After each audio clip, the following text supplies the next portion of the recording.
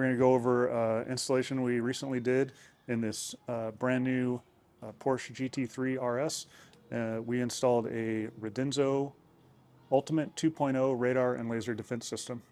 I'll give you the walk around of everything we put on it and then everything on the inside also.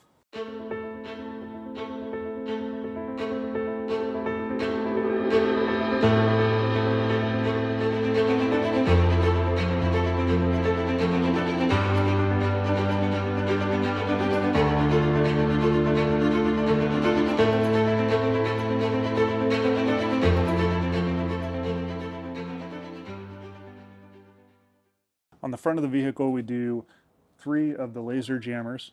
2 of the sensors are what they call an RX sensor, and then the center sensor is a TX sensor. This one does most of the transmitting to jam the laser detector that the officer would have. This has 10 times the jamming power as these ones do, so this is kind of the best setup. For the radar detector, it is tucked behind the factory bumper. We machined out of aluminum a bracket, and then we bent it at a 90-degree angle on our brake, and then it was able to bolt to 2 factory locations. On the rear of the car, we were able to put the laser jammers behind a license plate frame that we made. On each side here, there is an RX jammer. We were able to take this factory panel off on the back of the bumper.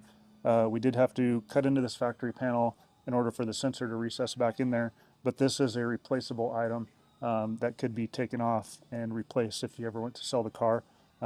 We did have to machine a piece of aluminum behind here to shift the plate down just a little bit so that there was enough room. Made this plate here to relocate the license plate up a little bit so there's a little bit more room for these 2 sensors. The radar detector is behind the factory bumper.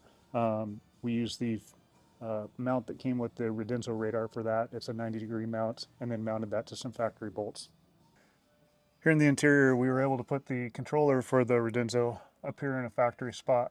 There's a panel that we pop out, and then we machine a piece here that the controller will fit right into.